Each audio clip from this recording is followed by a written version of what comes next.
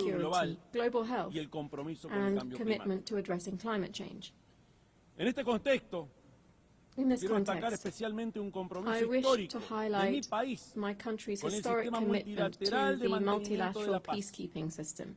En los últimos 35 años, In the last y de manera 35 years, and ininterrumpida, without Uruguay ha interruption, desplegado Uruguay bataciones en has diversas deployed operaciones battalions to de various paz de United las Naciones Nations Unidas. peace operations.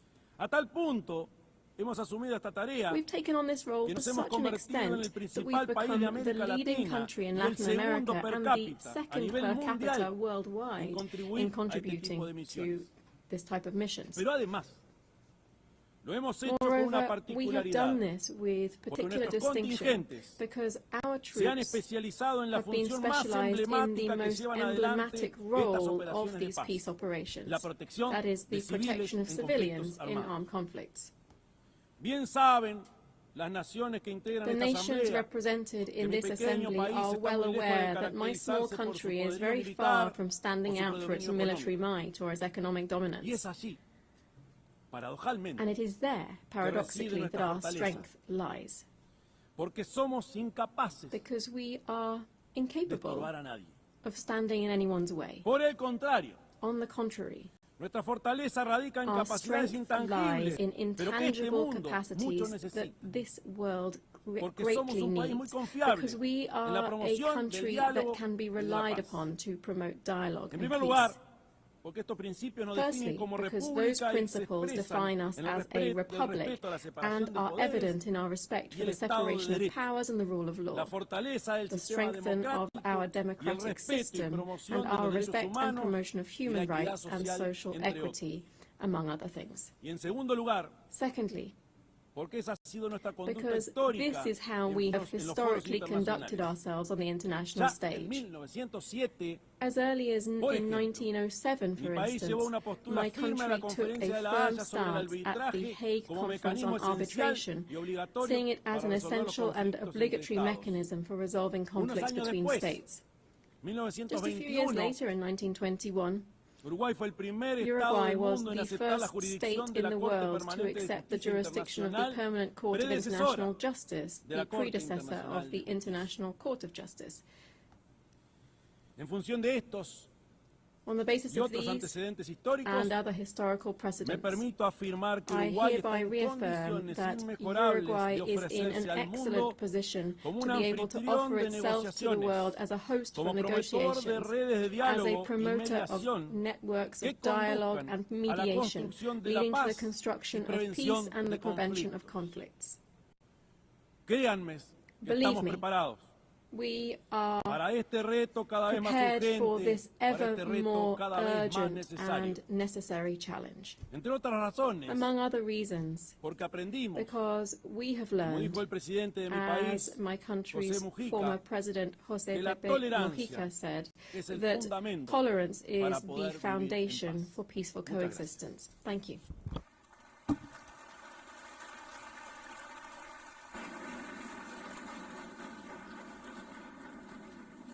On behalf of the Assembly, I wish to thank the President of the Eastern Republic of Uruguay. The Assembly will hear an address by Her Excellency Nataša Pirc-Musar, the President of the Republic of Slovenia. I request protocol to escort Her Excellency and invite her to address the Assembly.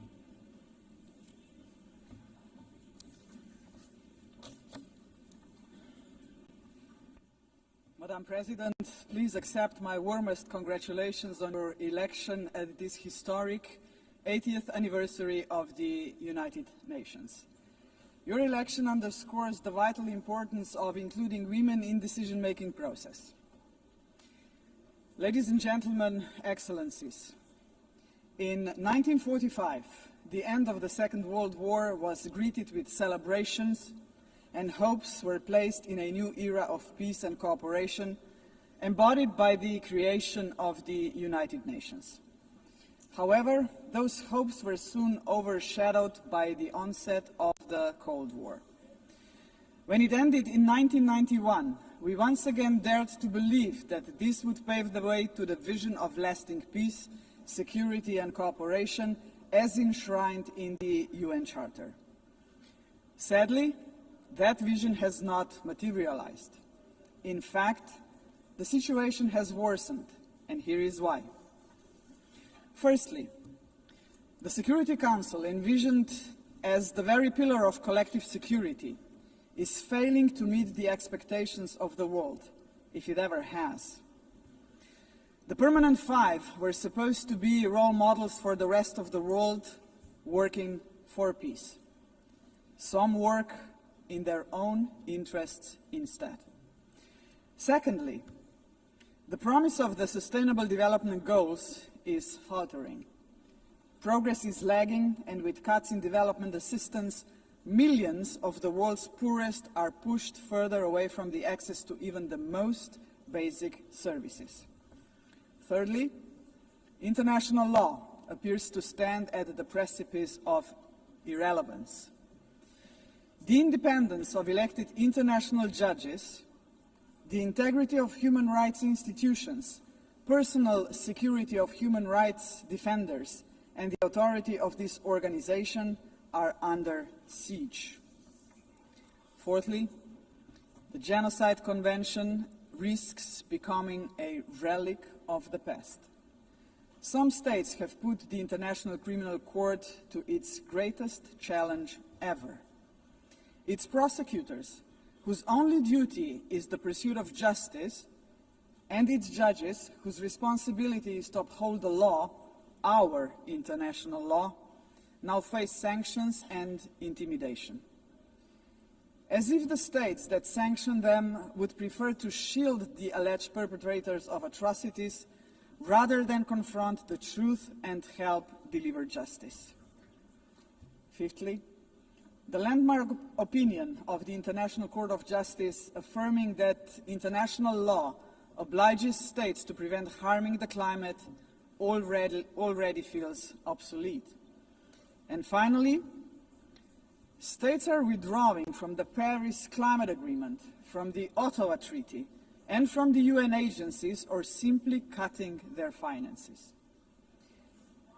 Each such act chips away at the support for multilateralism, a system designed not for the powerful few, but for the benefit of all of us.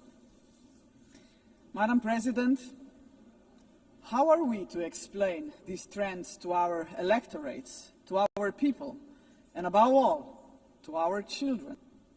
Shall we tell them that this is the new normal, that might makes right, that the strong may seize what they want, because they can, that they can kill with impunity, because they can, that they may pollute, wage wars, and trample on international law, just because they can?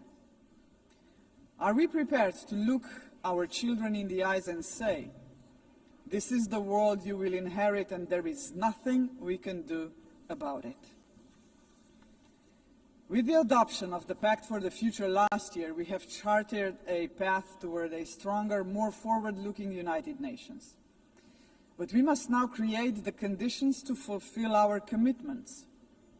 One way forward is to establish a permanent advocacy network to give the Pact unconditional, sustained political support. To this end, I propose the creation of a global forum for the future, an inclusive movement of states committed to multilateralism, mutual respect, and the defense of our shared vision. A movement determined to stand up for the Pact and drive its implementation at every level. As states consider how to implement the Pact for the Future, some solutions may be seen as inconvenient today, but in the long run, ladies and gentlemen, they are not optional. They are systemically necessary. The first example is the reform of the Security Council. We all recognize that it is the principal organ entrusted with the maintenance of international peace and security.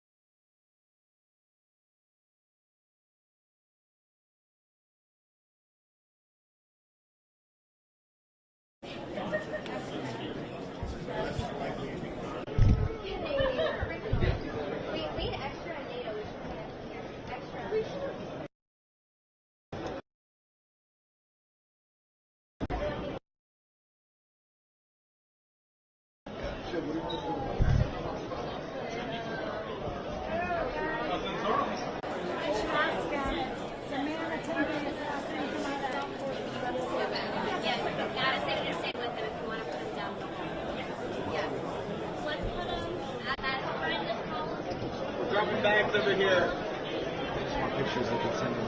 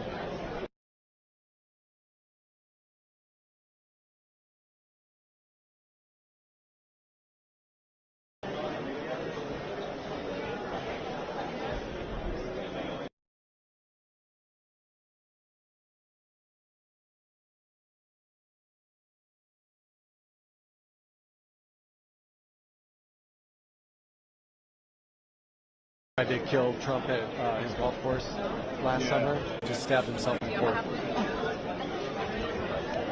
think the verdict was read, and then he stabbed himself with a pen or something. Probably be it. It's like giving himself a tricky out of it.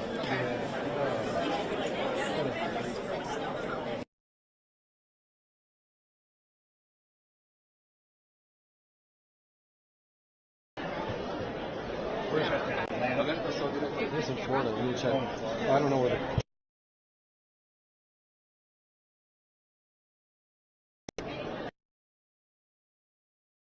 Fort Pierce, Florida. I've been there.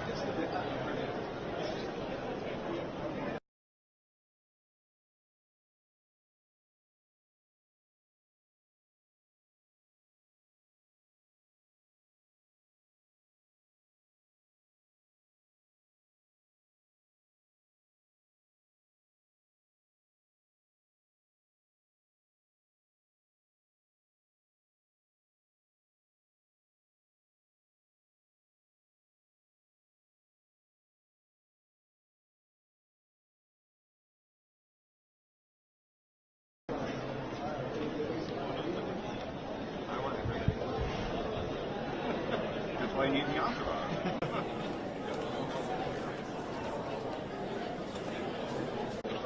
That's why one acquires an entourage.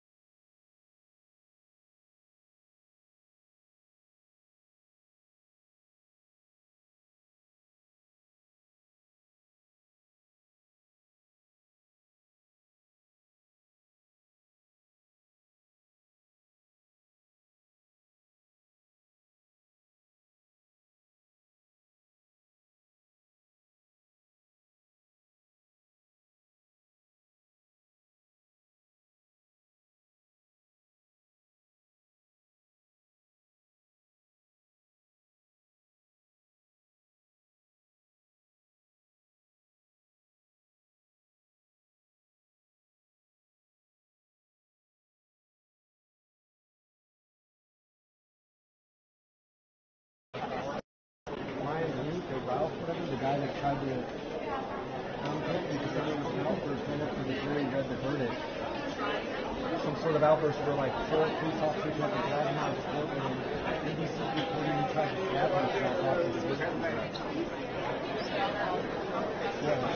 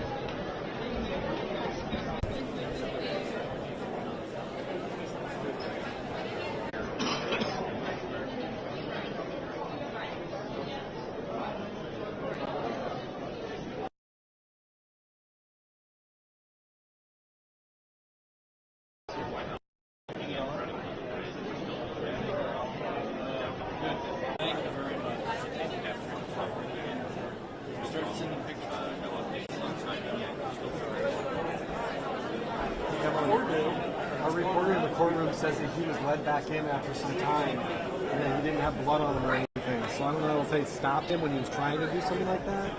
So I checked with my editor.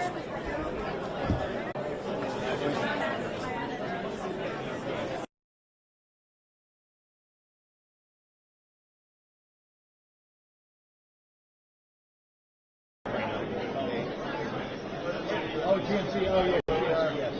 Sorry. I'm so sorry.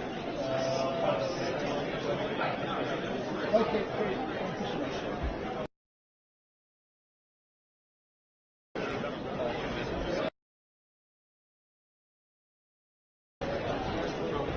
I know, I see. Should get going to traffic. आपने बारी जाना है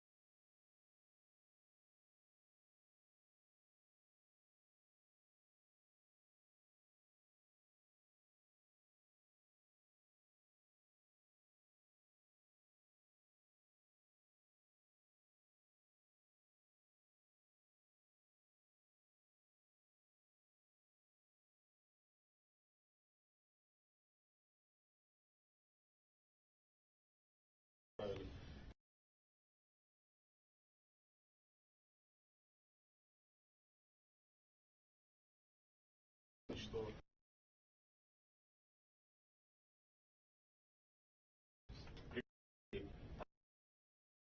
региона между Азербайджаном и Арменией вы конфликты решили. Я еще раз повторяю, вы как ни мы это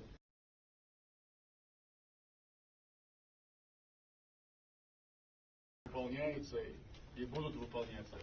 И я хочу, чтобы мы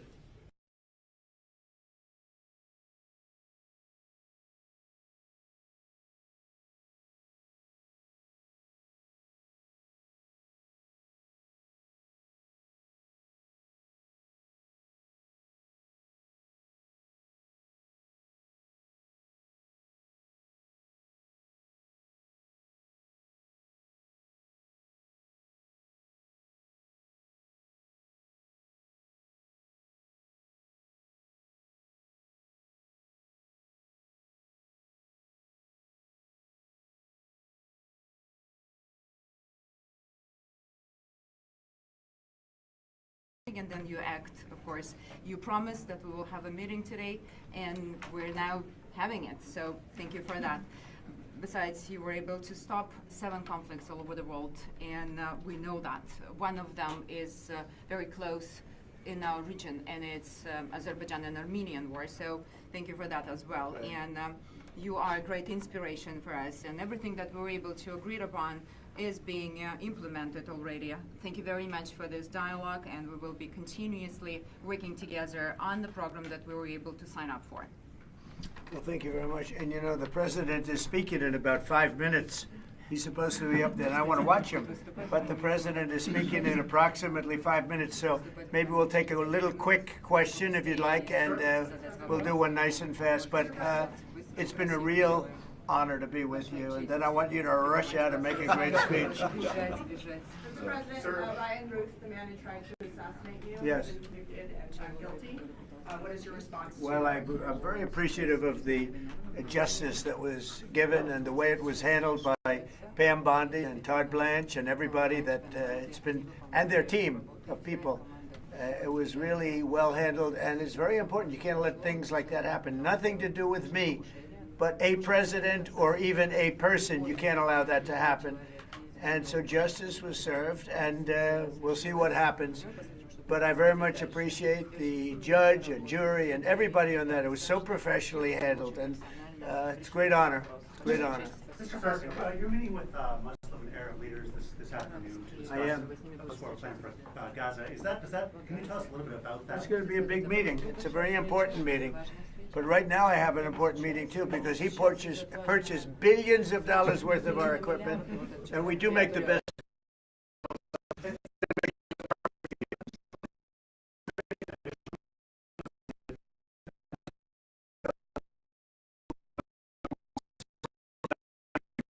Over the last few days, but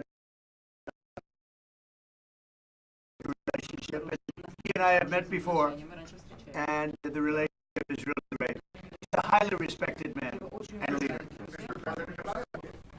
Let me see. Oh. 218-24-19 миллиардов, 25 105 миллиардов долларов. 105 billion US dollars. 105 billion, that's not bad. That's worth a 5-minute meeting, right? Do you agree? Look at all the nice, look. Tractors, all sorts, $105 billion. Wow. In 2018 through 24, he did 19.4, and now he's doing $105 billion worth of purchases. That's really a great honor. You know, I met him thinking it was less. Anything over $1 billion, I do. So when you go 105 billion, I'll meet him here 25. So that's really great. You go up and make your great speech. Thank you so much. You.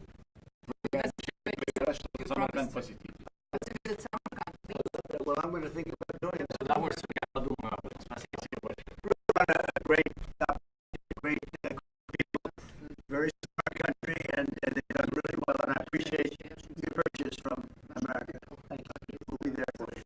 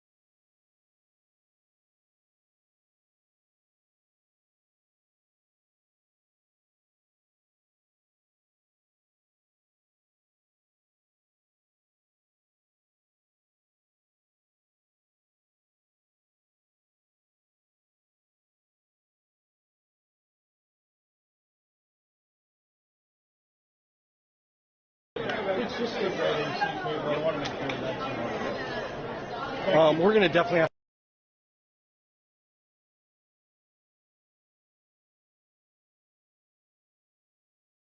I mean, it's very long. Yeah, that was everything. I mean, I don't know if we're going to have enough time. I don't, maybe we could get the second one. That was like both.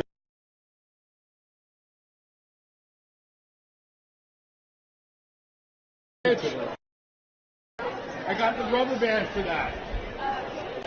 Right here. Okay. Your bag's behind this wall. All right. Is it safe?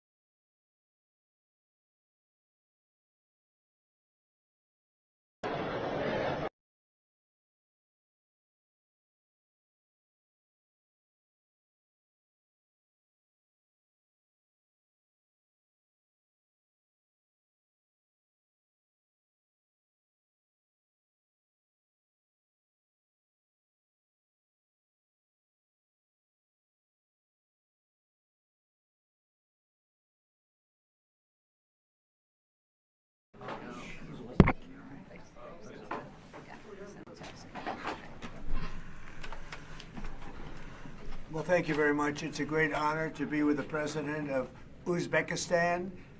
He's highly respected, been there for a long time, many years, right? About like 15 or 16, that's a long time. And the only reason you can be at a country that long is when you're very smart and very competent. So I just want to thank you very much for being with us. You know, he made a big purchase of a lot of different American products, they've got plenty of money. They've got plenty of oil and plenty of money.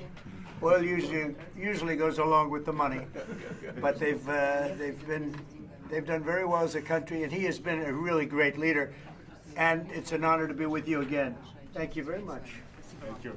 Please. Thank you. Во-первых, большое спасибо, уважаемый господин президент, что вы говорите и делаете. Вы сказали, что мы сегодня встретимся. Вот и встречаемся. Я очень благодарен вам за это. Я поздравляю вас с такой глубокой выступлением сегодня утром на сессии Организации Объединенных Наций. Это было просто феноменально. По всем вопросам вы точки поставили. Конечно, то, что мы с вами договорились в ходе телефонного разговора, все выполняете. Я еще раз хочу вас поздравить, что вот все конфликты, 7 конфликтов вы прекратили. Особенно, самое главное для нашего региона, между Азербайджаном и Арменией вы конфликты решили. Я еще раз повторяю, вы как никто достойны Нобелевской премии. Мы это говорим и будем говорить. Так что я еще раз, все вопросы, которые мы договорились, выполняются и будут выполняться. И я хочу, чтобы мы дальше продолжали наш диалог. Вам большое спасибо, что вы составили такую программу, которую мы будем вместе с вами продвигать вперед. Благодарен я вам за это. Thank you very much, Mr. President. It is my great pleasure to be here, and I would like to congratulate you with the brilliant presentation today, the speech of yours today. Well, you were able to cover all the points of importance today, and I would like to congratulate you that you are really a person who can hold his word. So you act, you say something, and then you act, of course. You promised that we will have a meeting today, and we're now having it. So thank you for that. Besides, you were able to stop 7 conflicts all over the world, and we know that. One of them is very close to our region, Azerbaijan, that as well. And you are a great inspiration for us, and everything that we're able to agree upon is being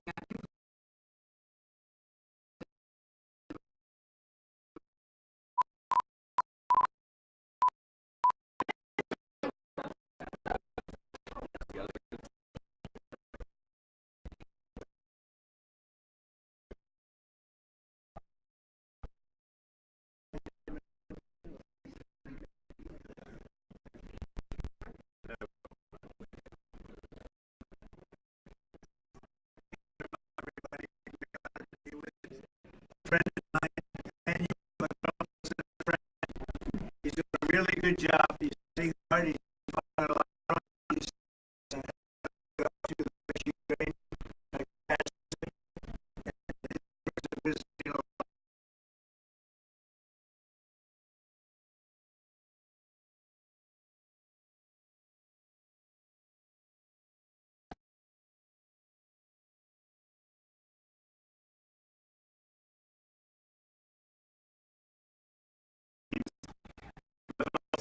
Together and especially fix it. And so the message we should have meeting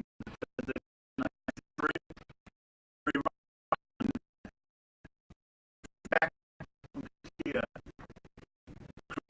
situation, the Russian economy is suffering.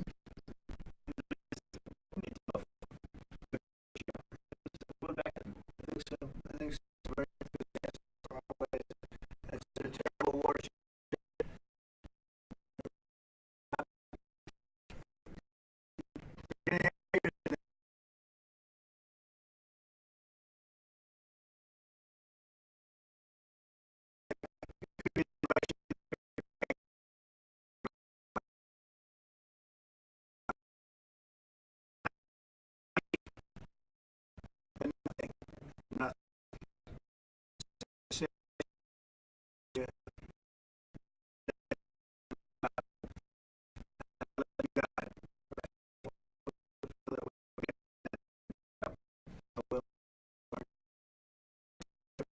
Well, and doing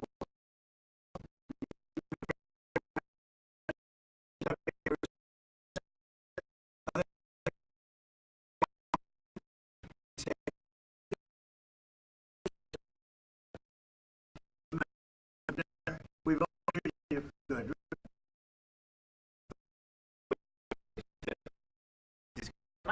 Peace as an objective.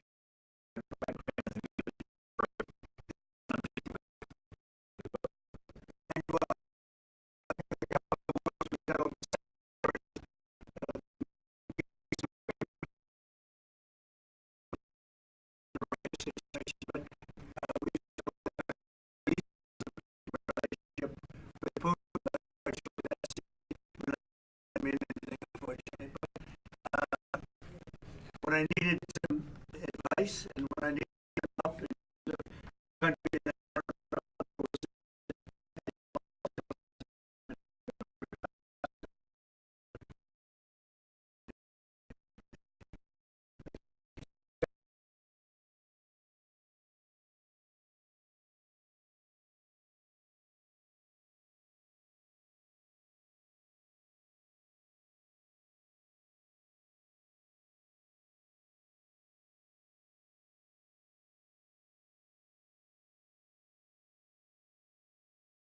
hostages are going to be the toughest ones.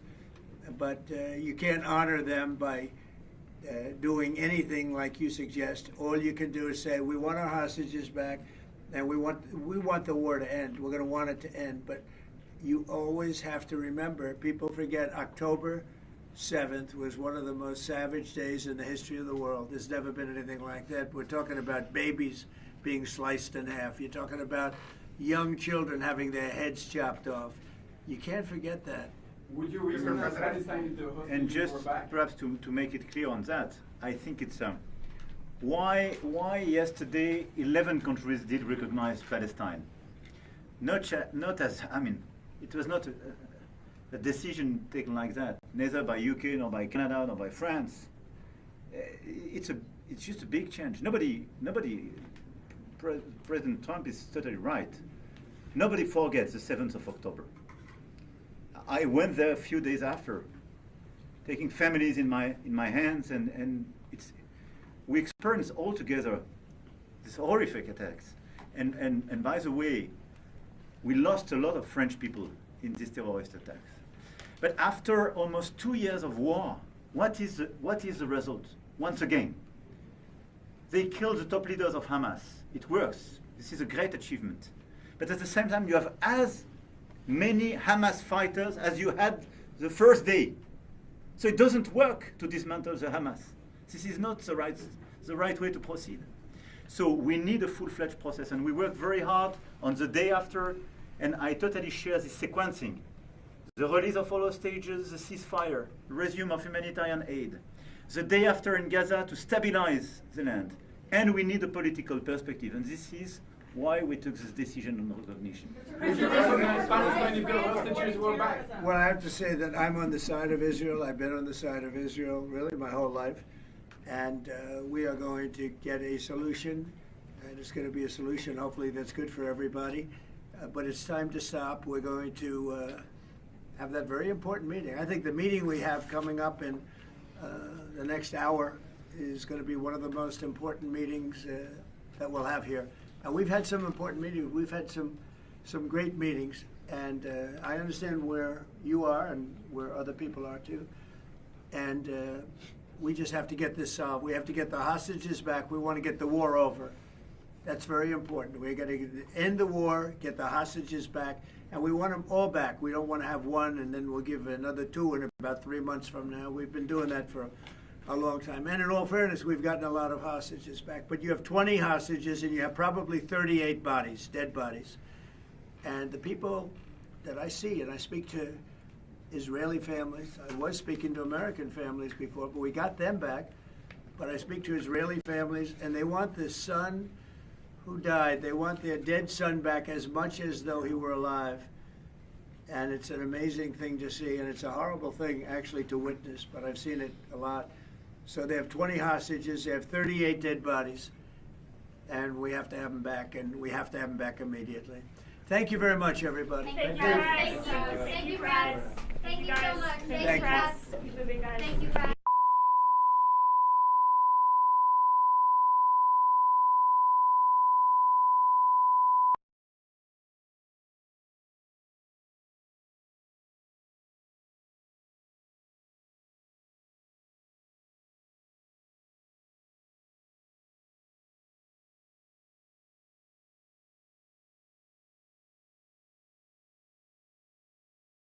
The cradle of humanity. South Africa's G20 presidency is guided by the theme, equality, solidarity, and sustainability. To give full meaning to our theme of equality, solidarity, and sustainability, we have invited the G20 countries to join us in prioritizing the following areas. Firstly, in discussion to strengthen disaster resilience and response by addressing the increasing frequency and impact of climate-induced natural disasters. Secondly, to ensure that we have debt sustainability for low-income countries by crafting innovative ways to support countries to have low levels of debt to maintain economic stability. Thirdly, to discuss how to mobilize finance for a just energy transition by encouraging investments in renewable energy and sustainable technologies without foregoing what we would call base load energy sources. Fourthly, by harnessing critical minerals for inclusive growth and sustainable development through the value addition processes, that is, beneficiation of these minerals at the source where the minerals are extracted, to foster the development of communities where these minerals are found. These priorities reflect South Africa's commitment to addressing global challenges and promoting inclusive growth and sustainable development. Our country's G20 presidency is a significant opportunity for South Africa to advocate for Africa's development agenda and to amplify African voices in global economic governance for a continent that is irreversibly on the rise. As member states of the United Nations, we have all adopted the Sustainable Development Goals. However, many of these goals remain elusive. There are many reasons that hold many countries back from fulfilling and implementing these development goals. Some of these reasons are lack of sufficient financial resources that can finance the advance that these countries need to make to fulfill those goals. Many countries with developing economies, especially in Africa and the global South, do not have adequate capital to finance their development goals. They are indebted and are paying much more on debt servicing than they do on health and education. In fact, these countries pay much more than countries in the North for their debt. Yet through global solidarity, by having fairer lending rules, especially for several of the global South countries, we can achieve our shared commitment. Through the G20 process, we are working towards building consensus on how this problem can be tackled, including the reform of international financial institutions, particularly multilateral development banks, to better tackle global challenges that many countries face. The multilateral trading system needs to be reformed as we reconfirm that the World Trade Organization remains the only multilateral body that is capable of managing differences and coordinating positions in global trade. Trade is one of the most important instruments to mobilize domestic resources for development. It is concerning that geopolitical shocks and unprecedented trade policy volatility are destabilizing the global economy and jeopardizing a critical source of development finance. In fact, trade is now being used as a weapon against a number of countries in the world. We must redouble our efforts to strengthen the link between trade and development.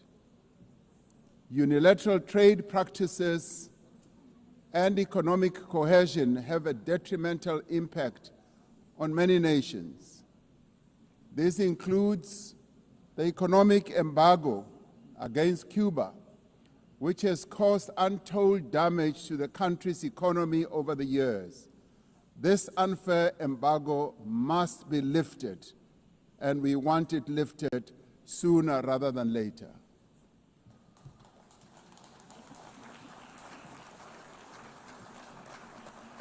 In the midst of global trade uncertainty, the African continent is providing a pragmatic example of constructive collaboration and cooperation by using the African Continental Free Trade Area as an engine for sustainable growth and development. This will, with commitment, become the central pillar of economic cooperation and integration for our continent. As part of the effort to build more inclusive economies, South Africa's G20 presidency has launched an extraordinary committee of independent experts on global wealth inequality.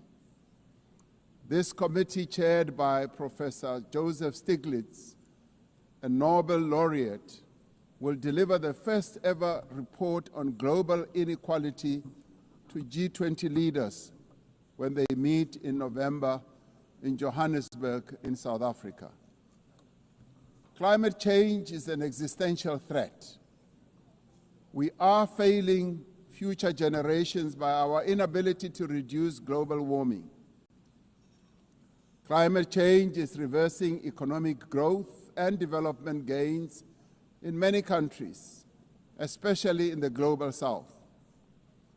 Although Africa carries the least responsibility for climate change, many countries on the continent of Africa experience much of its harshest effects.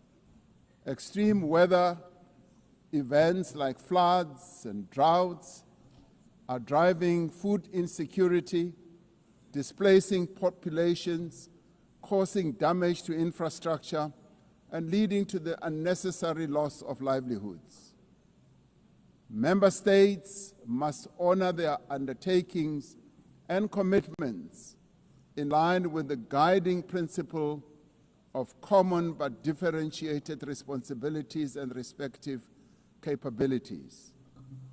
The Secretary General recently reported that global military expenditure has reached historic highs, just as the world is falling behind on its core development promises.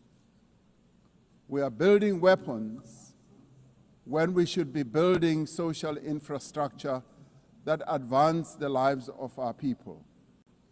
We are fighting wars that cause death and destruction when we should be fighting poverty and developing the livelihoods of vulnerable people. We must act decisively to silence all the guns everywhere to realize the goal of sustainable development and global peace. And I do believe that this is an objective that is possible to reach. As we commemorate the 80th anniversary of the UN, the relevance of this institution and various multilateral processes for the maintenance of international peace and security is being willfully undermined. There is an increasing reliance on unilateral military action in contravention of international law. The United Nations Security Council has proven to be ineffective in its current form and composition in carrying out its charter mandate to maintain international peace and security. South Africa remains deeply concerned by the erosion of the credibility of the Security Council and its failures to ensure accountability and uphold international law. As the security and humanitarian situations in the Democratic Republic of the Congo, Sudan, Gaza, and elsewhere deteriorate, it is a matter of great concern that there are countries that continue to violate international law and also defy the United Nations resolutions and rulings, also from bodies like the International Court of Justice. The establishment of the Hague Group and the Madrid Group aim to reaffirm the primacy of international law, promoting accountability and ensuring support for a just peace. We cannot and should not accept that members of this organization continue willfully to violate without consequence the charter that we have all agreed to uphold. Therefore, as nations that have pledged to uphold the UN Charter, we have the ultimate responsibility to ensure and protect the rights of the Palestinian people to self-determination, consistent with the case that South Africa brought before the International Court of Justice. There is growing global consensus. There is growing global consensus that Israel is committing genocide in Gaza. Just last week, the United Nations Independent International Commission of Inquiry found that Israel is responsible for the commission of genocide in Gaza. As Palestinians continue to face genocide and famine, we have a duty to act. South Africa has acted in the interest of saving lives by insisting that the International Court of Justice should make a ruling that indeed genocide is being committed in Gaza and that it should stop. And we stand here to say it must stop.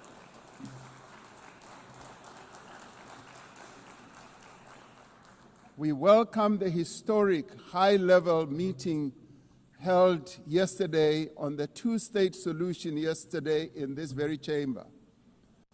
This reflects the determination of the global majority, a global majority that now stands at 142 and more countries, that Palestinians deserve a peaceful state alongside a peaceful Israel.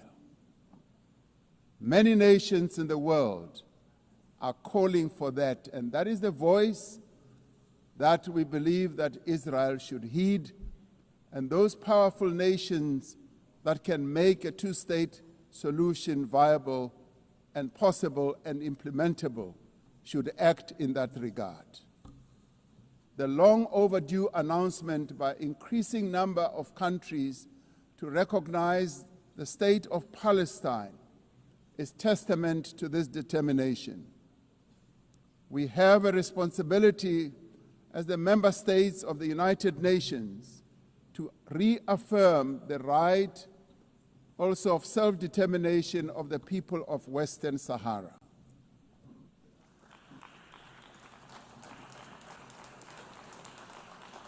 The very first resolution of the United Nations General Assembly in January of 1946 called for the elimination of atomic weapons. The resolution was passed shortly after the catastrophic use of atomic bombs on Hiroshima and Nagasaki that killed thousands of people. Decades later, we have not made significant progress in the fulfillment of the commitment to nuclear disarmament.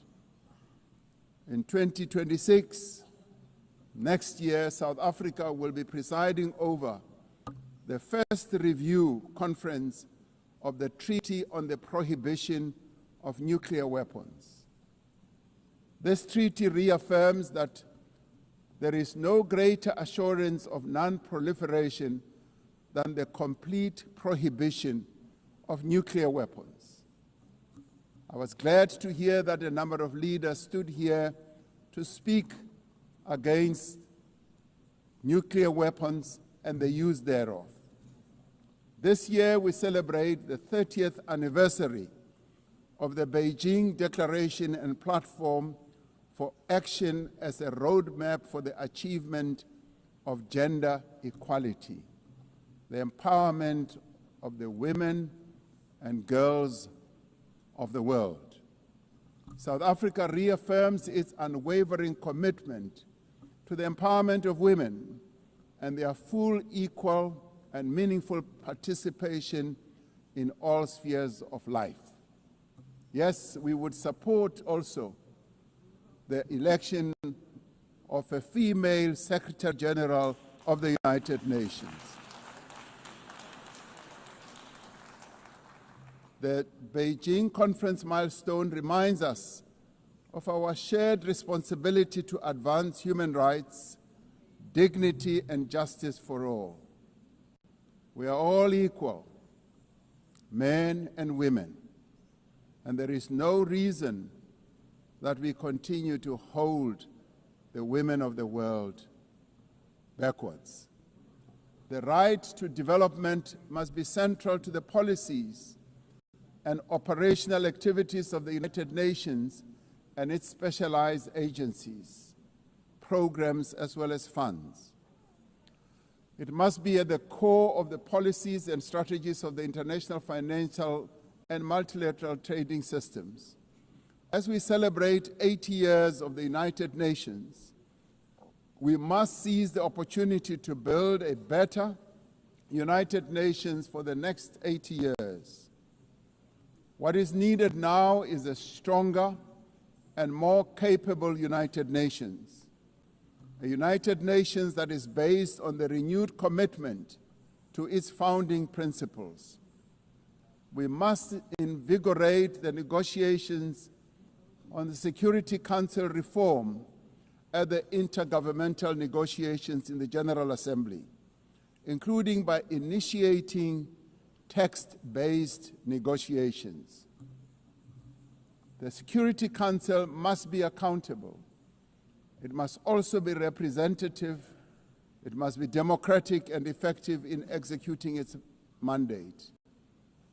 We can no longer accept that a large portion of the world's population is not represented in the United Nations Security Council. My own continent, Africa, home to 1.4 billion people, as well as South America, are not represented in the United Nations Security Council.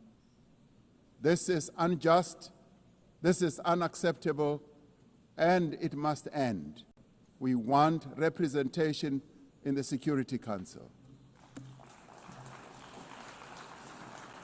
We look forward to working with the Secretary General on the UN 80 initiative to ensure that our organization works more effectively and efficiently. Mandates given by member states must be implemented, and the necessary structural changes and program realignment must be implemented across the UN system. In the face of the decrease in funding to the United Nations to fulfill its mandate, the UN 80 initiative is important to maintain the integrity of the multilateral system and to uphold international law. Lastly, I am reminded that our collective membership of the United Nations is our shared humanity in action. The United Nations at 80 compels us to reflect on our collective achievements and to chart a way forward, building an organization that is able to address our common challenges. We must rise to the occasion and do our utmost together to ensure the political, economic, and social freedom of all humanity. We must reaffirm that freedom is indivisible and that the denial of the rights of one person diminishes the freedom of all of us. We must reaffirm the equal dignity and worth of every person and must therefore leave no one behind and no country behind. I thank you. On behalf of the Assembly, I wish to thank the President of the Republic of South Africa. The Assembly will hear an address by His Excellency Shavkat Mirziyoyev, President of the Republic of Uzbekistan. I request protocol to escort His Excellency and invite him to address the Assembly.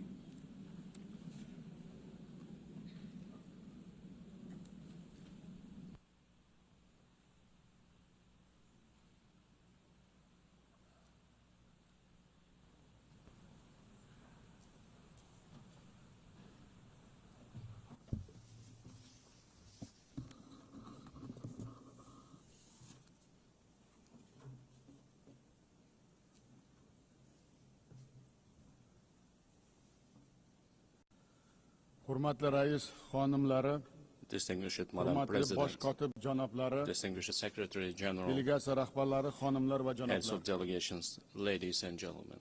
Birlashgan Millatlar Tashkiloti bosh I am assambleyasining truly delighted yubiley to anjumani extend my 80-chi congratulations sessiyasi to bilan you sizlarni with the qutlashdan 80th anniversary mamnunman. session of the United Nations General Bugungi Assembly. yig'ilishimiz shiddat bilan o'zgarayotgan murakkab Our meeting global today vaziyatda is taking o'tmoqda. place in a complex, rapidly changing global situation that calls for new approaches to the work of our organization and its future.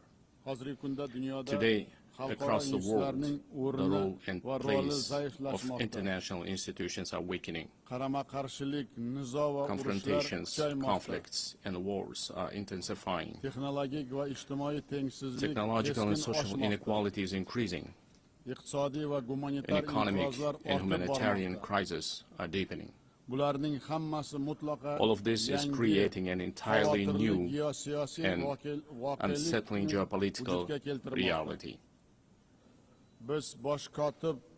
We highly commend the efforts of His Excellency Secretary General Antonio Guterres aimed at maintaining our organization as a main platform for the peaceful resolution of the most difficult and pressing global issues.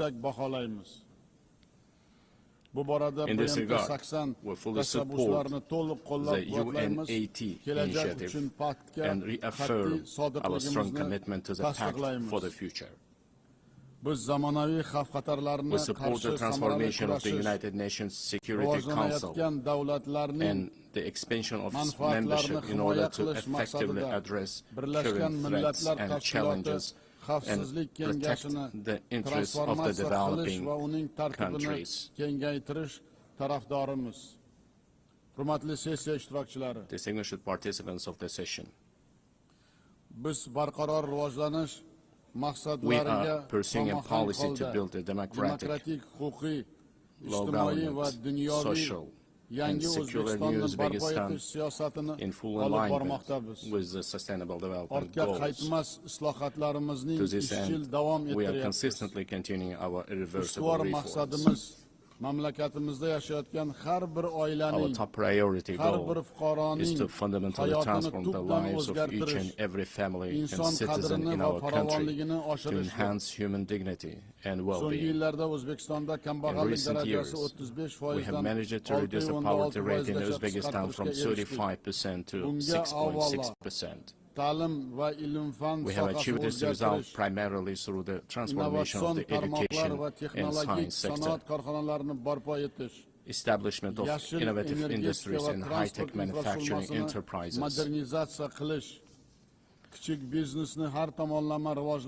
modernization of green energy and transport infrastructure, comprehensive development of small businesses, and as a result, the creation of millions of jobs. In our country, preschool education coverage has increased from 27% to 78%, while the higher education uptake among our youth has risen from 9% to 42%.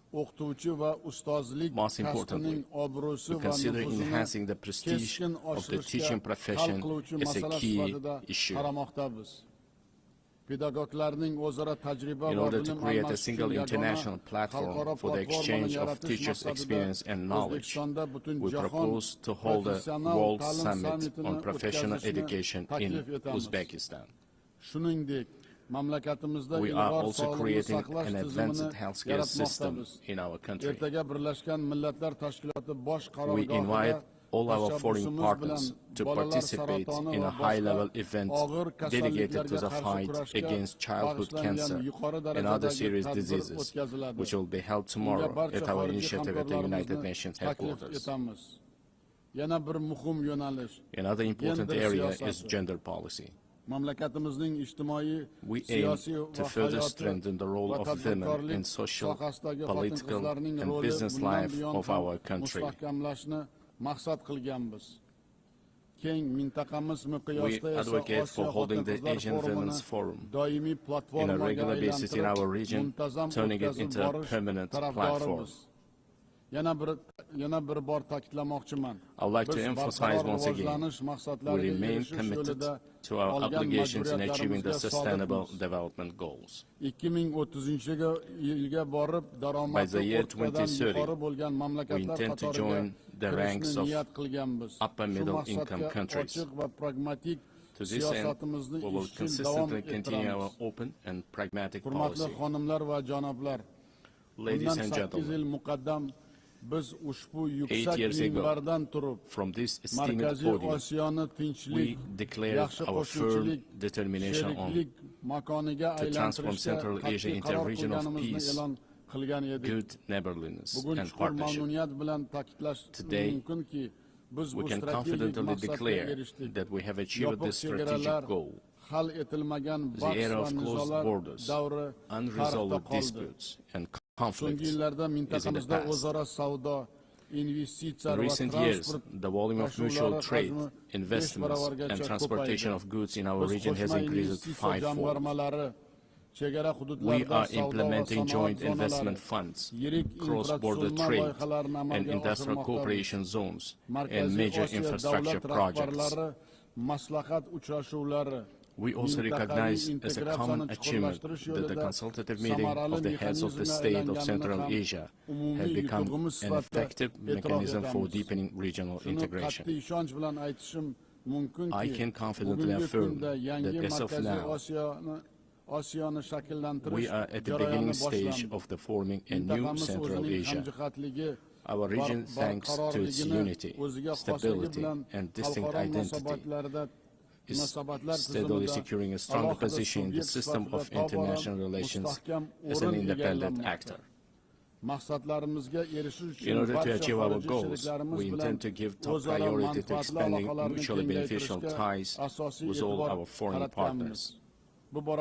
In this regard, together with UN structures, we propose to implement a number of new projects and programs in our region.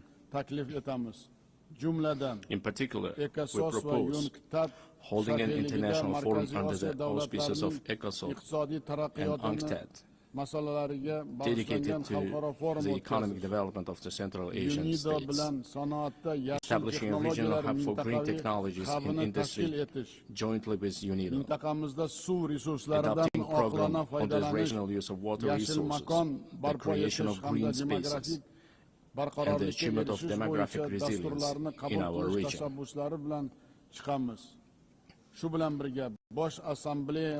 In addition, we propose the adoption of UN General Assembly resolution supporting efforts of the Central Asian countries aimed at deepening regional partnership and economic integration.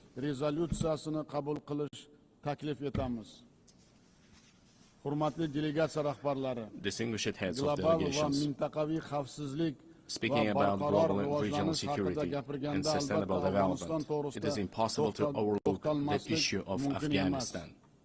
Supporting the aspirations of Afghan people for a peaceful and stable life requires the united efforts of the international community. I would like to emphasize that it is of utmost importance to prevent this country's isolation. We intend to implement large-scale economic and infrastructure projects in that country. We propose to adopt a dedicated UN resolution on the development of transport and energy corridors of international significance through the territory of Afghanistan. At the same time, we cannot turn a blind eye to the deeply worsening humanitarian crisis in the Gaza Strip. We call for an immediate cessation of hostility and the continuation of political negotiations. In line with the UN resolutions, we remain steadfast supporters of the two-state resolution, two-state solution principle. We are also deeply concerned by the situation around Ukraine. We welcome the start of the high-level dialogue aimed at resolving the crisis through diplomatic means. Distinguished participants of the event, effective measures are being undertaken to implement the global counterterrorism strategy in Central Asia. In cooperation with the UN Office of Counterterrorism, a regional council on rehabilitation and reintegration was established. We propose to transform this council into an international competence center. This very body will serve as an important platform for exchanging experiences on adapting to peaceful life for those repatriated from conflict zones. Furthermore, we stand ready to provide all the necessary conditions for the establishment of the Regional Office of Counterterrorism in Uzbekistan. Dear ladies and gentlemen, in today's world full of threats, we are witnessing how vulnerable the global transport system is. These challenges primarily have a negative impact on the stability of landlocked developing countries. It is of utmost importance to ensure the security of international transit corridors and to establish efficient logistics networks. In this regard, we believe the time has come to introduce a global mechanism on strengthening transport connectivity to achieve sustainable development goals. I would also like to draw special attention to the increasingly acute challenges of climate change. For instance, the consequences of the RLC desiccation must remain at the constant focus of the international community. We are consistently continuing our work to restore the RLC ecosystem. In recent years, salt-tolerant desert plants have been planted on 2 million hectares of the dried seabed of RLC. By the year 2030, green cover will be created on 80% of this area. Another serious issue is the water scarcity. As of now, more than 2 billion people in the world do not have access to clean drinking water. We are planning to hold a World Forum on water saving in our country. The outcomes of this conference are expected to recognize the water crisis as a serious threat to sustainable development. We intend to adopt a special roadmap for the wide introduction of innovation technologies in a global level. Another adverse consequence of climate change is the intensifying trend of climate migration. Unfortunately, clear international mechanisms and the legal framework in this direction have not yet been created. We advocate for the adoption of the Global Pact for a broad international partnership and coordinated policy on this serious issue. Dear participants of the meeting, it is of great importance to prevent inequalities in digital development and the use of artificial intelligence between countries. We propose to create an international cooperation mechanism aimed at the gratis exchange of practical solutions and models of artificial intelligence in healthcare, education, and culture. I would like to emphasize another priority issue. Our future, the destiny, and the prosperity of the world are in the hands of the younger generation. It is our urgent task to instill in the hearts and minds of our sons and daughters the most noble ideas, such as peace, humanism, and friendship, mutual trust, and respect. In this regard, we put forward the proposal to establish the World Youth Movement for Peace and to locate its headquarters in Uzbekistan. We are consistently implementing a policy of tolerance in our society. At the same time, we will actively continue our efforts to deeply study the ideas of Islamic enlightenment and promote them to the world. In the coming months, we will open the Center of Islamic Civilization, which is unique for our wider region. We intend to hold a special presentation at the United Nations of the rich spiritual and scientific heritage of our great ancestors, thinkers and scholars such as Imam Bukhari, Imam Tirmizi, and Imam Maturidi. Dear ladies and gentlemen, the new Uzbekistan is a supporter of mutual solidarity, open dialogue, and close partnership with all countries. We are always ready to contribute to strengthening dialogue among peoples, cultures, and civilizations, and to achieving universal human goals.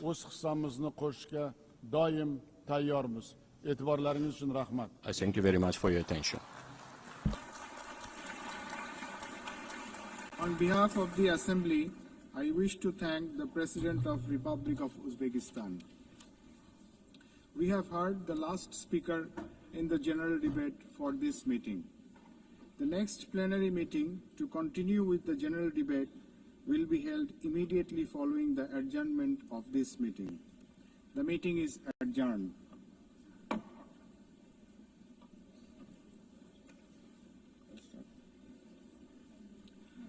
The fifth plenary meeting of the General Assembly is called to order.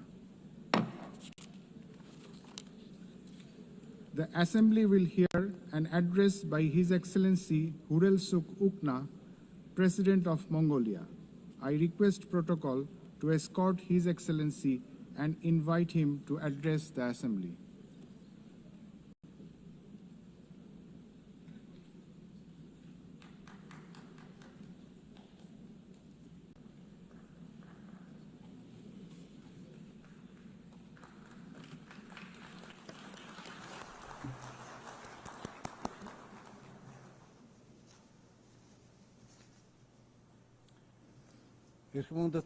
Madam President, Mr. Secretary General, distinguished delegates, ladies and gentlemen, at the outset I wish to extend my sincere congratulations to Ms. Annalena Baerbock on assuming the important role of the President of the General Assembly at this historic moment marking the 80th anniversary of the United Nations, and my best wishes for a successful session. 8 centuries ago, the great Genghis Khan established the great Mongolian Empire, bringing together the West and the East under the rule of justice and principled statecraft. Spanning the vast expanse of Eurasia, the Pax Mongolica era heralded a period of remarkable progress and flourishing for humankind. The Pax Mongolica embodied progressive ideals that form the basis of today's collective efforts to maintain global peace and stability.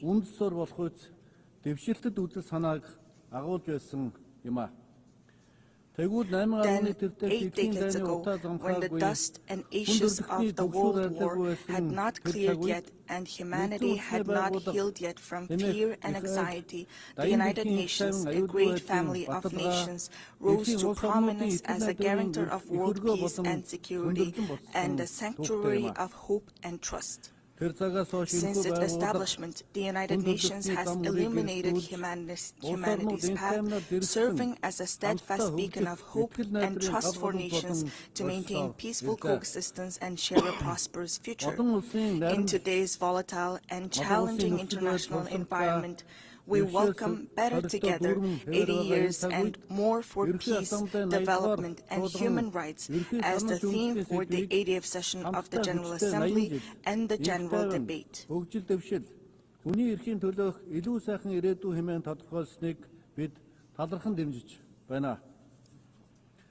Indeed, this theme calls upon us to assess and reflect upon the United Nations' achievements and challenges over the past 80 years, further strengthen its work in accordance with the United Nations Charter and the principles of international law, and combine our collective voices and efforts in pursuit of concrete and tangible outcomes. Distinguished delegates, Mongolia has consistently upheld the United Nations Charter and universally recognized principles and norms of international law, respecting the independence, sovereignty, and territorial integrity of all states, resolving disputes by peaceful means, respecting human rights and freedoms, and fostering equal and mutually beneficial cooperation.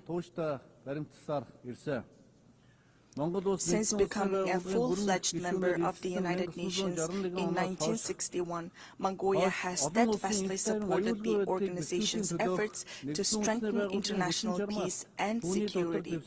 It has demonstrated its enduring commitments to disarmament and non-proliferation and declared its territories nuclear weapon-free status. Furthermore, Mongolia has actively collaborated with the United Nations at all levels, including establishing a dialogue mechanism in Northeast Asia, participating in the United Nations peacekeeping operations, and putting forward various proposals and initiatives in the areas of socio-economic development, environment, and climate change to advance the implementation of development policy and goals. During his visit to Mongolia in 2022, United Nations Secretary-General Mr. Antonio Guterres described our nation as a symbol of peace in a troubled world. It is a profound recognition of Mongolia's humble contributions and dedication to the work of the United Nations and its enduring commitment to the cause of peace. Over the past 23 years, Mongolia has continuously deployed personnel from its armed forces to United Nations peacekeeping operations, making a meaningful contribution to global and regional peace and security.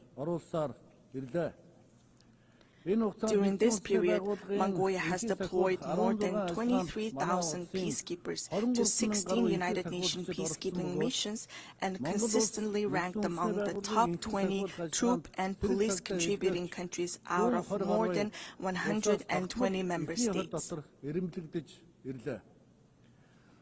As we mark the 25th anniversary of UN Security Council Resolution 1325 on women, peace, and security, it is a pleasure to announce that through the steady increase in the deployment of female military personnel, the proportion of women peacekeepers from Mongolia has reached 14% in 2025.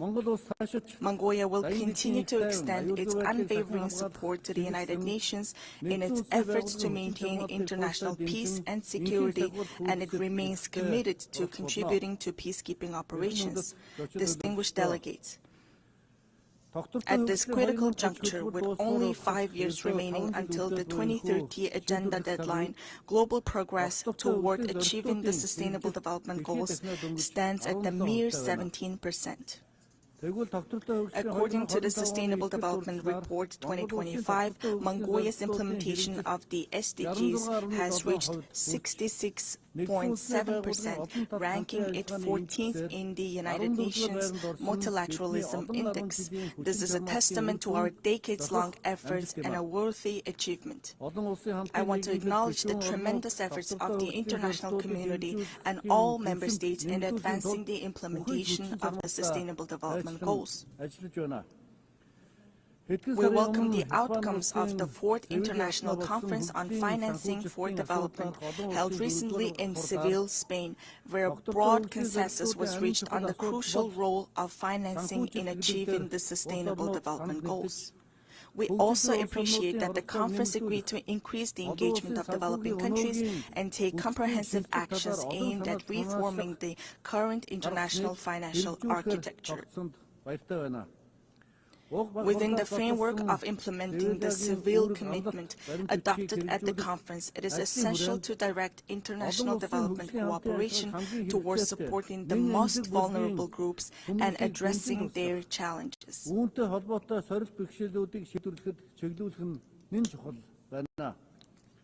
It is my pleasure to note that Mongolia has been playing an active role within the United Nations in advocating the interests of landlocked developing countries, in raising awareness of their special needs and unique circumstances, and closely collaborating with them to ensure their voices are heard on the global stage.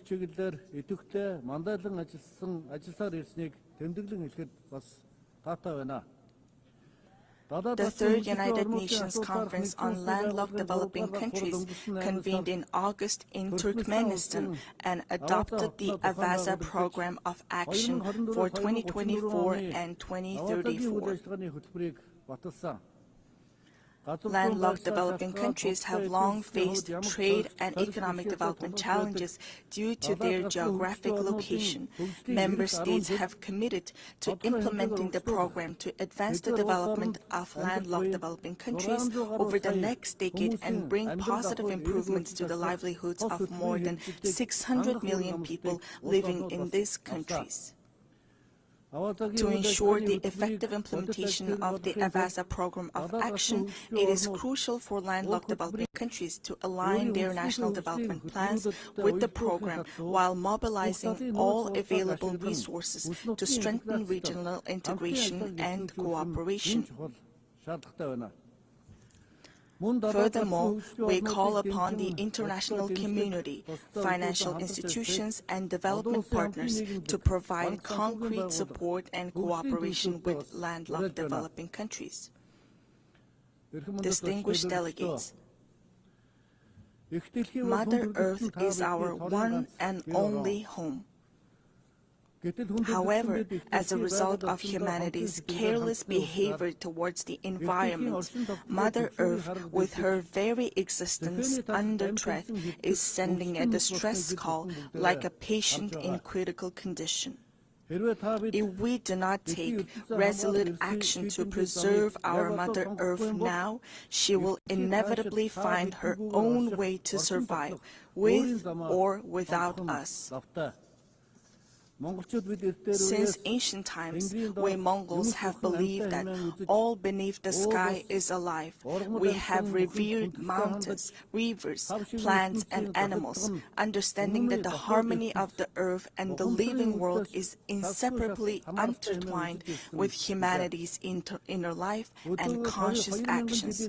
2 millennia ago, the great Han modern of the Huns, the Mongols' ancestors, proclaimed that the very foundation of the state is the land. Thus, UNESCO recognized this time-honored tradition of revering nature by inscribing the Mongolian traditional ritual of worshipping sacred sites on the last of the intangible cultural heritage in need of urgent safeguarding. We Mongols are a people blessed with the beautiful tradition of living in harmony with Mother Nature, preserving her pristine purity, and nurturing our children from an early age with the mindset and spirit to cherish her. Accordingly, the United Nations General Assembly resolution entitled 800 Years of Mongolian Statehood, adopted in 2005, highly appreciated the contribution of Mongols to humankind's history and recognized the ever-increasing significance and relevance of a culture of living in harmony with nature, which is inherent in nomadic civilization in today's world.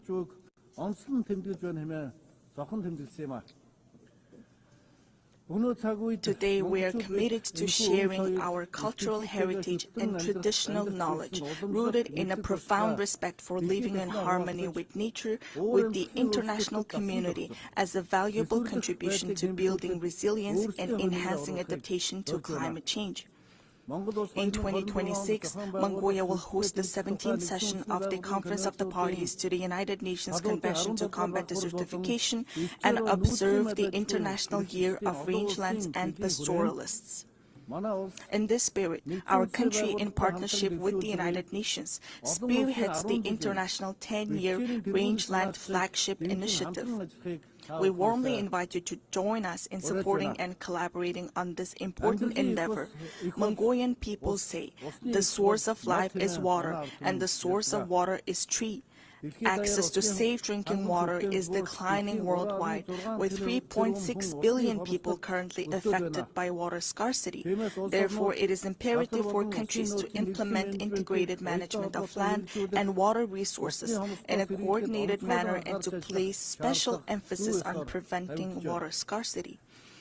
I cordially invite you all to participate at the highest level with broad participation in the 17th session of the Conference of the Party to the United Nations Convention to Combat Desertification, scheduled from August 17 to 28, 2026 in Ulaanbaatar. This conference seeks comprehensive solutions to adapt to climate change, protect and enhance water resources, and combat desertification and land degradation.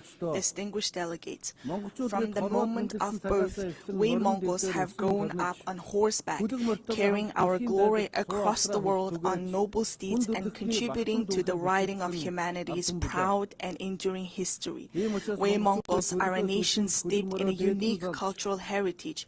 We honor our noble horse in our state emblem, craft our state flag with the mane and tail hair of our swift steeds, and the souls of people around the world are spellbound by the haunting melody of horse fiddle known as the morning horn. Since ancient times, horses have been integral to human livelihoods, culture, and civilization. With the goal of preserving and safeguarding cultural heritage and traditions associated with horses and highlighting their enduring role in humankind's livelihoods, Mongolia proposed a resolution to designate July 11th as World Horse Day. This resolution was adopted during the plenary meeting of the 79th session of the United Nations General Assembly on June 3, 2025. On this occasion, I would like to extend my deepest gratitude on behalf of the horse-loving people of Mongolia to all UN member states for their support in adopting this resolution to designate and observe World Horse Day on the day of Mongolia's National Nadam Festival, which is also inscribed on UNESCO's representative list of the intangible cultural heritage of humanity. Distinguished delegates, this year, countries around the world are assessing the progress made over the past 30 years since the adoption of the Copenhagen Declaration on Social Development and the Beijing Declaration and Platform for Action. Mongolia has undertaken a broad range of policies and activities to advance the social development goals outlined in these milestone documents, related legal frameworks, and the 2030 Agenda for Sustainable Development. These efforts have focused on poverty reduction, promoting social equality and inclusion, supporting families, children, and youth, and protecting the rights of the elderly and persons with disabilities. Among these efforts, the state policy on gender equality aims to ensure equal rights, opportunities, and treatment for both men and women, while actively preventing and eliminating gender-based discrimination. Notably, Mongolia has greatly prioritized advancing gender equality and increasing women's participation in decision-making, with women now making up 25% of our parliament. We are pleased to underscore that, according to the Global Gender Gap Report 2025 by the World Economic Forum, Mongolia ranked 65th globally, improving by 20 places from the previous year and securing 5th place in the Asia-Pacific region. In recent years, Mongolia has regularly hosted international events dedicated to women and gender equality, including the International Conference on Strengthening the Role of Women in Peacekeeping in 2022, the Female Foreign Ministers Meeting in 2023, and the World Women's Forum in 2024 in cooperation with the United Nations. Last month, we successfully hosted the World Women Entrepreneurs Forum under the theme Inspire, Impact, Invest in Ulaanbaatar. I wish to extend my heartfelt gratitude to all countries that supported and participated in the forum. Mongolia will continue to serve as a strong bridge of partnership, cooperation, and solidarity in advancing women's leadership and participation at all levels of social and political life. Distinguished delegates, the ancient Greek philosopher Heraclitus once said, "The only constant in life is change." Supported by its member states, successive UN leadership have consistently pursued reforms to refine the organization's structure and operations across all aspects. In this context, Mongolia welcomes and supports the UN 80 initiative that the United Nations Secretary-General Antonio Guterres presented. We are confident that ensuring gender equality in senior leadership positions within the United Nations will undoubtedly have a positive impact on fostering more transparent, balanced, and inclusive decision-making processes. Therefore, we support initiatives to nominate women candidates for the UN Secretary-General and the Rotation for Equality initiative, which calls for gender rotation in the UN General Assembly President's position. Furthermore, Mongolia upholds and implements the principles of the UN Charter and universally recognized norms of international law, actively contributing to strengthening the UN-centered multilateral system. Mongolia reaffirms its commitment to the UN reform, particularly of the Security Council, to ensure it reflects current realities and embodies equitable and fair representation, inclusivity, transparency, effectiveness, democracy, and accountability.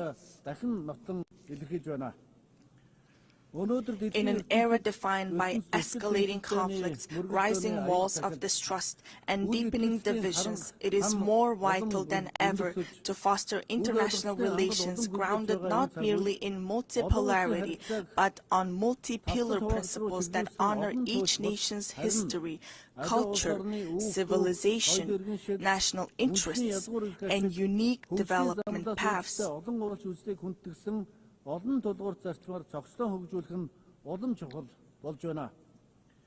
The United Nations was established 80 years ago with the noble goals of saving humanity from the scourge of war and maintaining international peace and security. The United Nations, the cornerstone for the peaceful and harmonious coexistence among nations, must be reinforced and empowered through strong multi-pillar principles that ensure equal rights and balanced influence. Therefore, let us reflect solemnly on whether the mission entrusted to the United Nations 8 decades ago has been fully realized, and let all member states join hands in a shared commitment to revitalize the organization into a powerful institution strong enough to usher in Pax Globalica, a lasting world peace, by embodying the ideals of the Pax Mongolica, which laid the foundation for peaceful coexistence among nations and human progress 8 centuries ago. At this pivotal moment, as we commemorate the historic 80th anniversary of the United Nations, I would like to emphasize the growing importance of its role in fostering mutual understanding, trust, and respect among nations, as well as in advancing peace, stability, development, and the vision of a world free from war.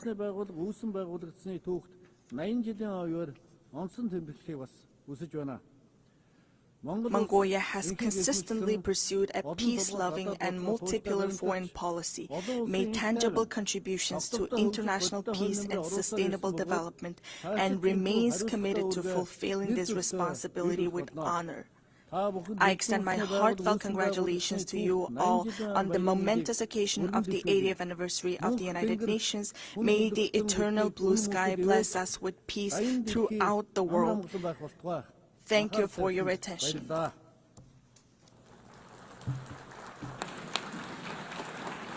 On behalf of the Assembly, I wish to thank the President of Mongolia. The Assembly will hear an address by His Excellency Sardar Bardi Muhammadov, President of Turkmenistan. I request protocol to escort His Excellency and invite him to address the Assembly.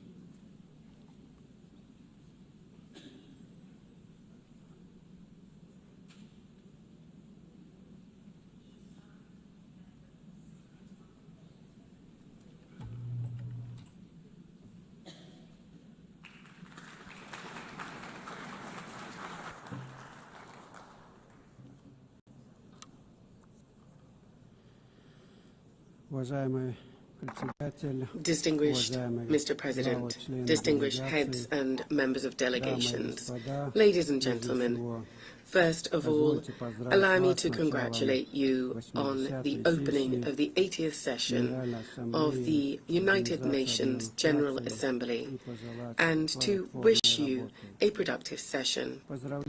I would like to congratulate Ms. Annalena Baerbock on her election as President of the General Assembly and wish her every success. I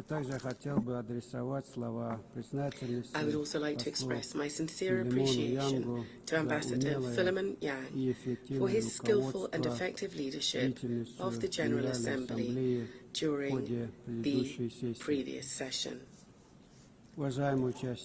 Distinguished participants, the current state of global affairs, as well as the nature and trends of political, economic and social processes, objectively require a decisive shift towards coordinated interaction among states and international organizations in order to achieve our shared overarching goal, the maintenance of peace and security, the creation of conditions for further progressive development, and the preservation of the legal foundations underpinning the modern world order.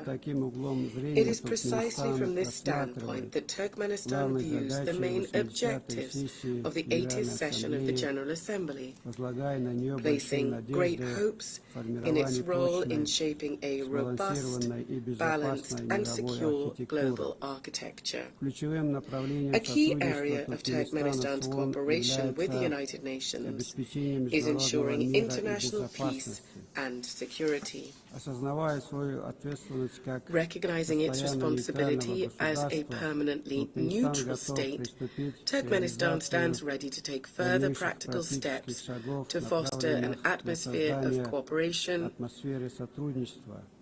mutual understanding and respectful dialogue. These are the principal defining conditions for ensuring stability and sustainable development at the global and regional levels. We are convinced that one of the most effective mechanisms for advancing and achieving these goals today is the practical application of the principle of neutrality. In this regard, Turkmenistan has initiated the inclusion of a separate item on the agenda of the 80th session of the United Nations General Assembly entitled Neutrality for Peace and Security. We deem this important in light of the growing recognition by the international community of the significance of neutrality, as well as the awareness of its potential and utility in the context of the UN's peace-building strategy. In line with this, during this session, Turkmenistan will propose a draft resolution entitled The Role and Importance of the Policy of Neutrality in Maintaining and Strengthening International Peace, Security and the Process of Sustainable Development. As you are well aware, this year has been proclaimed by the General Assembly the International Year of Peace and Trust on the initiative of Turkmenistan. This landmark event coincides with the anniversary of the establishment of the United Nations. In December this year, Turkmenistan will host a major high-level international forum on the Year of Peace and Trust. We see this as a tangible contribution to achieving the strategic goals of the United Nations, and we look forward to broad and representative international participation. We believe that harmonizing national approaches to global development trends, as well as to establishing and strengthening trust and mutual understanding, should be systematic and consistent. In this regard, Turkmenistan is seeking to initiate the convening of a World Summit on a culture of peace and trust. One of the key objectives of this summit would be to develop a global code of international trust. This would serve as a universal foundation for building relations between states based on the respect for sovereignty and territorial integrity, as well as on cooperation and joint efforts to address global problems. We believe that ensuring universal peace and mutual understanding is inseparable from the civilizational aspects of modern development and from the need to preserve and foster cultural and spiritual ties. In this context, Central Asia, which for centuries has played a clear role as a bridge spanning the civilizations of East and West, is now called upon to revive its historic mission to become a space for dialogue, cooperation and the convergence of values and worldviews. Therefore, during this session, Turkmenistan will propose, in cooperation with the United Nations, an international forum to be held entitled Central Asia, a Space of Peaceful Coexistence. Countries of the region will participate, as well as other interested states and international institutions. Turkmenistan will also submit a draft resolution to the General Assembly on proclaiming an International Day of Mediation. This would emphasize the importance of diplomacy and neutral platforms in preventing and resolving conflicts. One of our country's priorities remains our active involvement in implementing the Sustainable Development Goals and in strengthening cooperation in key areas such as transport and energy. As Turkmenistan is one of the centers of multilateral dialogue on these issues, we will continue to contribute to establishing a fair, balanced, and inclusive international development system.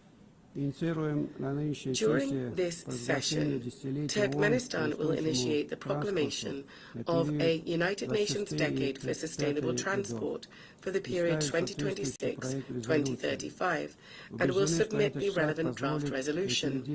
We are convinced that this will help to consolidate the efforts of the international community in developing transport corridors, enhancing their sustainability and ensuring accessibility for all countries. Our country will also submit a draft resolution to the General Assembly entitled "The Key Role of Reliable and Stable Energy Connectivity in Ensuring Sustainable Development." At present, one of the priority issues on the development agenda is the digital transformation. We are convinced that this transformation must be balanced. It must reflect the realities and legitimate interests of all states, including the developing world, and also must be free from politicization and bias. In this regard, Turkmenistan intends to put forward an initiative to establish a world platform on digital integration. This is to be based on the principles of equality, trust, and on preventing the use of information and communication technologies to harm peace, security, and sustainable development. During the 80th session, Turkmenistan will continue its work on environmental and climate issues. It will strive for them to be taken into consideration systematically, as they are basic components of ensuring security, and we will advocate for the establishment of multilateral mechanisms to monitor and respond to climate, environmental and man-made disasters. Turkmenistan will seek to bring about a regional center to combat desertification for Central Asian countries. It is our belief that the establishment of such a center would contribute to building regional capacity, to strengthening cooperation in the field of environmental protection, and would also make a significant contribution to achieving the Sustainable Development Goals, particularly in combating climate change and protecting land-based ecosystems. Our country will promote the Caspian Environmental Initiative, proposed at the 78th session of the United Nations General Assembly, which is intended to become an international platform to serve the Caspian Sea ecosystem. An important step in this direction is the Caspian Environmental Forum, which we propose holding in 2026. We are convinced that now it is especially important to strengthen the role of the UN in fostering broad humanitarian cooperation, in promoting rapprochement and mutual understanding among peoples, and in overcoming value and spiritual barriers, as well as engaging effective channels of cultural diplomacy. To develop intercultural dialogue and to lend practical support to General Assembly resolutions on multilingualism in international relations, we are proposing proclaiming an International Day of Multilingual Diplomacy as well. Distinguished heads and members of delegations, all of Turkmenistan's international initiatives and actions are always measured against and aligned with the UN Charter and its founding documents, as well as with its long-term goals. It is no coincidence that we always emphasize that cooperation with the UN is a strategic priority for Turkmenistan. We say this with the conviction that the UN is the only international organization endowed with universal legitimacy. In this regard, it must remain the guarantor of peace and development, and be the backbone of global security and stability. Turkmenistan will continue to advocate consistently for strengthening the central role of the UN in international affairs. We consider strengthening the primacy of international law and in improving the international legal framework and increasing the effectiveness of the implementation of UN conventions, treaties, agreements and other multilateral documents as key factors in this regard. In this context, Turkmenistan is initiating the proclamation of the Year of International Law in 2028. This will become an important step in strengthening the international legal foundations of peace and cooperation. Ladies and gentlemen, this session holds special significance for Turkmenistan. 30 years ago, within these very walls, the United Nations General Assembly unanimously adopted the resolution on the permanent neutrality of Turkmenistan. For our country, this was a momentous historic event. In essence, it determined the entire subsequent course of Turkmenistan's foreign and international policy. International recognition of our neutrality also contributed to boosting the country's domestic development by providing favourable external conditions for this. I would like to take this opportunity on behalf of the people of Turkmenistan to express my gratitude to the United Nations Member States and the entire international community for the decision adopted in December 1995 to recognize the permanent neutrality of Turkmenistan, a decision reaffirmed by 2 subsequent UN General Assembly resolutions. Turkmenistan will always remember the trust placed in it and will steadfastly and unswervingly uphold its international commitments.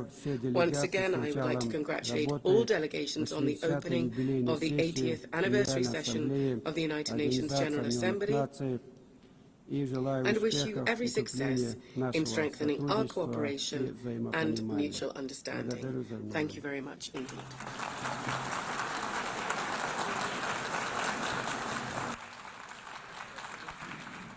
On behalf of the Assembly, I wish to thank the President of Turkmenistan. The Assembly will hear an address by His Excellency Gabriel Boric Font, President of the Republic of Chile. I request protocol to escort His Excellency and invite him to address the Assembly.